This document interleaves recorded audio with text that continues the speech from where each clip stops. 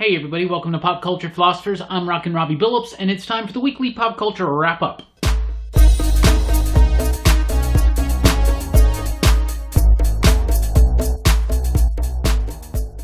That's right, everybody. Thanks for checking out the weekly pop culture wrap-up here on Pop Culture Philosophers. It's the show where I go over the week's pop culture news, mostly comic books and movies. Let's get right into it with some comic book news from Marvel. Death's Head is returning in his own ongoing series, or at least a mini-series. Or at least it's just a new series. I don't know how long this thing's going to last.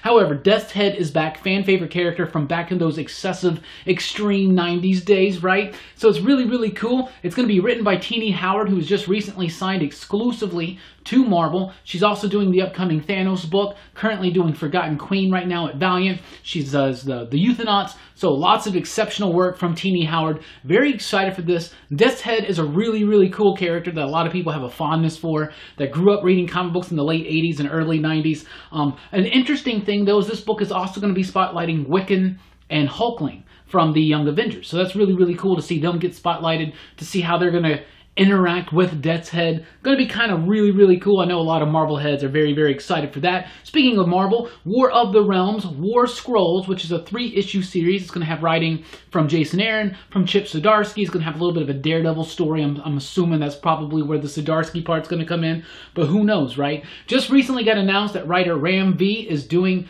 a story for this. This marks Ram V's very first work for Marvel Comics. Got to celebrate that. That story that he's doing is going to be drawn by Kafu. Very excited for this. Have no idea what character they're going to be working on, but Ram V is an excellent writer, currently tearing up the industry at Vault Comics with These Savage Shores right now. So that's really, really nifty. Very, very cool. There is a new Detective Comics logo from DC Comics right there. I think it's pretty nifty, pretty spotty, pretty spiffy. I think it's neat. So we just celebrated Detective Comics 1000. We got to see all those old school Detective Comics logo, and now we got a new bold one that really, really definitely just nails the Batman part. Like right in your face, right? But I like the new logo. I think it's pretty cool. That logo will start appearing on issue 1001. DC Universe, the streaming app, is going. They just announced they're adding over 20,000 comic books to the streaming service. That's awesome. That's what me and a lot of other people that have been a part of this service for a while now.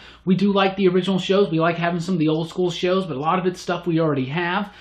But the comic books, that's really, really cool. They're pretty much going to be releasing almost the entirety of their library. They also plan on releasing new titles a year after they were published. I think this is really, really cool and a great move in the right direction for the DC Universe app. Doom Patrol Year 2 is happening. It was announced by Jim Lee and Dan DiDio over at WonderCon this weekend. Doom Patrol is going to be returning, not under a DC Young Animal imprint, but at Vertigo Comic Books. No creative team officially announced, but they said it would be the same creative team that made it popular. I'm assuming they're talking about Gerard Way and Nick Darrington.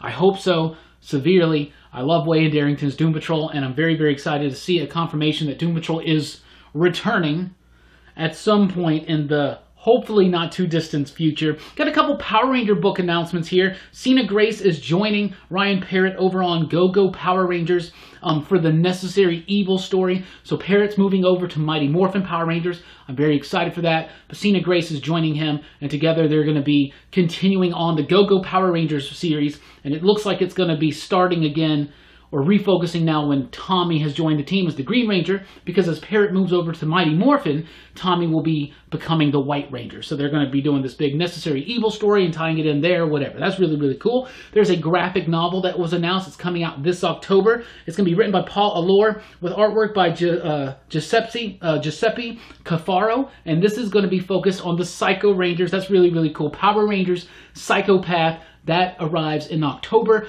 Fan favorite bad guy characters from Power Rangers in space.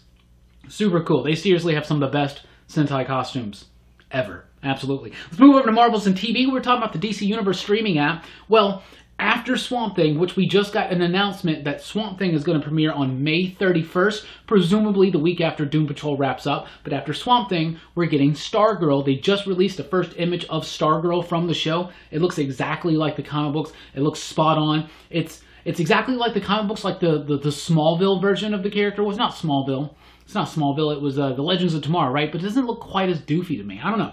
Really like it. You can also see a little bit of Stripe in the background. That's really, really exciting. There was an Addams Family poster release. There's going to be this upcoming Halloween, a new animated film for the Addams Family. Really excited for this. Addams Family was a cool show. Even better movies, the ones with Raul Julia and Angelica Houston. Love those movies. Think they're amazing. Really excited to see this animated film relaunch. Think it could be really, really nifty. The Pennyworth teaser debuted. It's going to be on a streaming service called Epix. I have no idea. It's like a 16, 15 second long little teaser. You just get a bunch of flashbacks.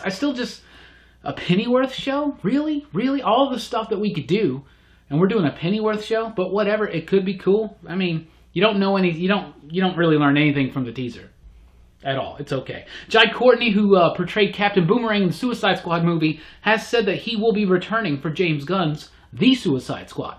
So even though we keep hearing that Gunn's Suicide Squad is a complete reboot, we keep hearing that Harley's in it, that Deadshot's in it, now Captain Boomerang's in it. I don't know. I'm interested to know more information. I've never seen Suicide Squad still, but I hear Courtney's performance as Captain Boomerang was actually one of the highlights of the film, so I guess that's cool news. Joel Coen of the Coen brothers has announced that he's got interest in doing Macbeth, and he's possibly wanting his wife Frances McDormand and Denzel Washington to play in the movie. That is awesome. I think that's so cool. I love the Coen brothers. I love Joel especially. I just think they do amazing work. I'm really excited to see what he would bring to Macbeth, especially with McDormand and Washington, two top-notch actors. They really, really nail that, I think. And Angelina Jolie is in talks, apparently, for a role in the Eternals movie from Marvel Studios. Eternals is based on a Jack Kirby concept. A lot of people, you can kind of speculate who would she play. It seems like Cersei's kind of like the way to go. We shall see. Just talks, but a big-time actor. They're really trying to make a stamp on this, doing an Eternals movie. It's very, very exciting. We'd love to see a tribute to Jack Kirby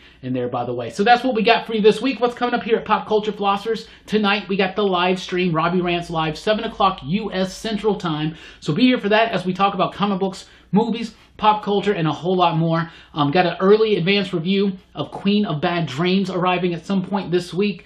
Comics Revisited just wrapped up season 1. If you haven't checked out our finale, a video that me and my homie Brian did about Mouse, the Art Spiegelman, amazing award-winning comic book. Definitely check that out. It's out right now. Also got to look at the Sarah graphic novel from TKO Studios. That is going to be releasing at some point this week. And the return of Let's Talk Night Thrasher is going to happen on Saturday morning. Lots of other excitement here at Pop Culture Philosophers, so be sure to like, share, subscribe, and all that jazz. And join us over at popculturephilosophers.com for podcasts and a whole lot more. And let's get the conversation going in the comments down below. Anything you want to talk about what we covered in this video or anything that we didn't. Thank you guys so much for rocking with us. Keep on reading, keep on living, keep on pop culturing, keep on being the best version of you.